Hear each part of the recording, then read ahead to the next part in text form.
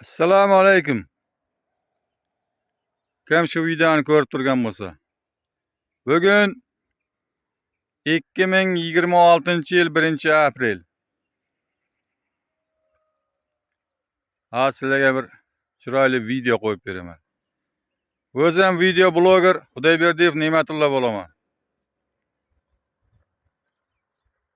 Ko'rib turganlaringdek. Video murojaatim bittasini montaj qilib prezidentga jo'nataman, bittasi Payariq tuman hokimi Shunqor Xudoyberdiyevga. Ketdik.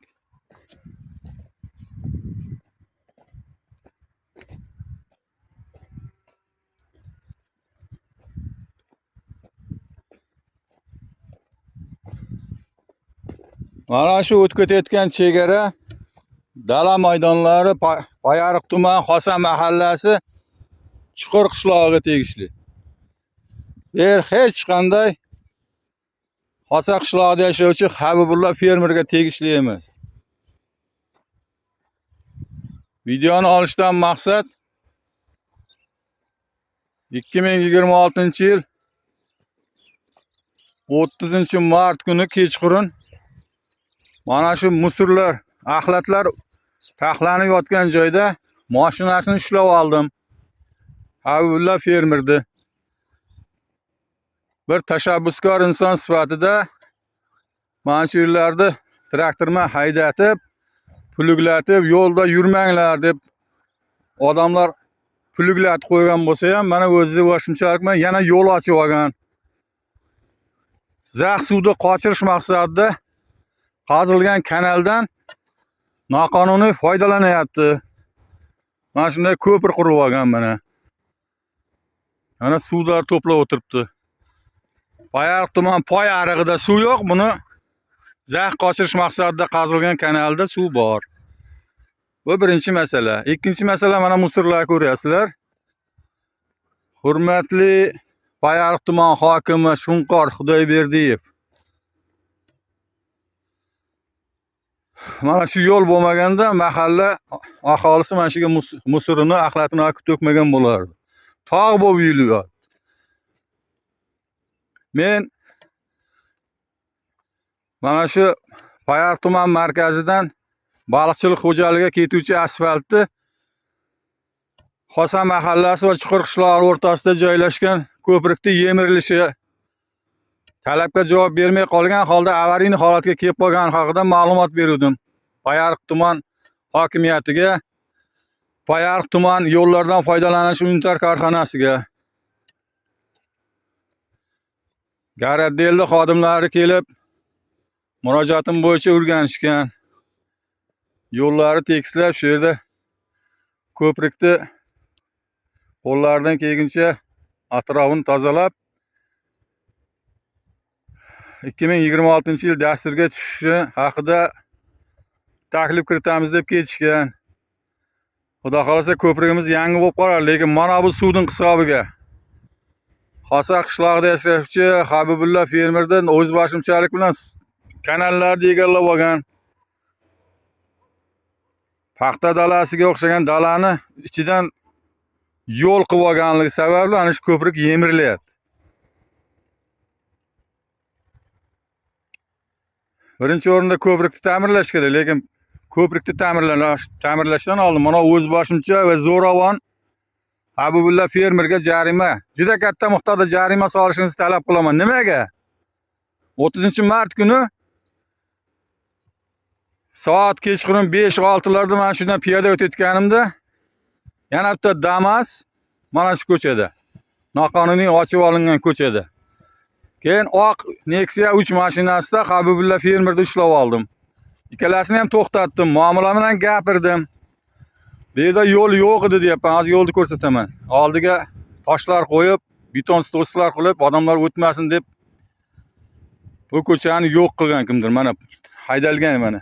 Qishda haydab qo'yilgan joydan yana yo'l ochib olishgan. Keyin nima qildi u? Zo'ravon mashinasini men ustimga haydab yubordi. Oyog'im bosib ketdi. 102 ga telefon qildim. Uchastkovoy ham kelish kerak edi, GAI ham kelish kerak edi. Xosa mahallasi profilaktika inspektori Obid Salimov bilan bu Habibulla fermerda tilli bir ekan. Hech qanday natija bo'lmadi. Men ulardan pul talab qilishim yotib olganim yo'q. O'zim mashinani tagiga tashlaganim yo'q. Ekologiyaga telefon qilaman dedim. Shunqor Xudoyberdiyev, gaylarni ishga solasizmi? O'sha Damas topib beradi. Mana u zo'ravon men ustimga mashina haydab yuborgan. Hech narsa qo'lingdan kelmaydi degan mana zo'ravonni ishlatib, shuni yaxshilab ta'zirini bersangiz, yonidagi Damaschini kerak bo'lsa telefon nomerini ham topib beradi. Ikkalasi ham qochib ketdi. Men muvozanatni saqlay olmay asfaltga yiqilib tushdim. Ustlarim chang bo'ldi. Men turib o'zimni qadrimga yig'ladim, adabiy tilda aytganda. Lekin so'kkanim yo'q, ular urganim yo'q, yo mashinasini oynasini sindirganim yo'q. Necha yillardan beri Samarqand telekanaliga yozaman. Men shu yerda kam ta'minlangan oilalarga berilgan 30 yilga berilgan agorot joylar ham bor. 10 sotikdanmi, 20 sotikdanmi. Bu mensimaslik bu, menmanlik bu. Aynan Prezidentimiz Shavkat Miromonovich bu Habibulla fermerga kanalni tozala, bug'doyingni ek, paxtani topshir, xohlagan joydan ko'cha qil, senga hech kim hech narsa deyolmaydi deb qaror chiqarib bermagan bo'lsa kerak. Nimaga o'zini mana chegarasida, mana ko'rib turibsizmi? Mana u suv to'plangan ariqni nariga qirg'og'ida bir dona salafan topolmaysiz. Nega? Chunki u Habibulla fermerga qarashli. Chuqur qishlog'i aholisi yashayotgan dalani qarang. Tog' bo'lib o'yilib ketgan. Nega odamlar olib buning dalasiga musor to'kmayapti? To'kanmaydi ham. Chunki u ham qo'li qing'ir yozuvchi, o'g'agar. Umrini qamoqda chiritib beradi bechora kolxozchini. Lekin bularning ustidan kim yozish kerak? Kim bular ustidan gapirish kerak? Qachongacha chidashimiz kerak? Men emasman. Men ana shu ko'prikda zamonaviy qurilib, ikki chekkasidan yo'lovchilar o'tishi uchun yo'lakcha paydo bo'lib, mana shu ko'prik yangilanishi uchun o'zimni hissamni qo'shib turin. Odamlarni jalb qilyapman. Ha u Garadelning bolalari bo'lsin, ha Payariq tuman hokimining ishchilari bo'lsin. Men xabarchiman, yozuvchi emasman. Qachondir bir kun men ham o'tib ketaman dunyodan. Odamlar foydalanadi bu ko'prikdan. Bu asfalt ko'chadan. Gapni qisqasi, ekologiyaga murojaat qilasiz. Shunqor Xudoyberdiyev, talab qilaman sizdan, endi iltimos qilmayman.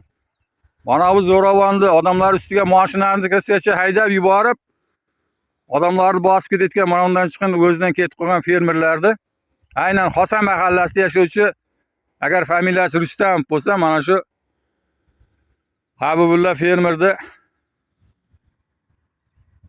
ibora bilan aytganda ta'zirini berib qo'yishingizni talab qilaman. Aynan mana shu joyda yana o'zini traktori bilan boshqatdan haydaydi, o'zini chegarasidan, g'allasini chekkasidan traktorlar o'tib qaytish uchun, o'zini Nexia ichida kirib chiqishi uchun o'ziga yo'l qilib olishini ta'minlab berasiz. Mana shu zax qochirish maqsadida qazilgan ariqni bir chegarasi bizni chuqur qishloqqa tegishli. Toza turishini xohlayman. Xalqni toza havodan nafas olib, bunaqa musorxonada yashashini xohlamayman. Mana shu videoni bir ekzemplari deysizmi, kopiyasini deysizmi? 10:00 ga telefon qilib prezident administratsiyasiga tashlab qo'yaman. 2026-yil 3-aprel kuni juma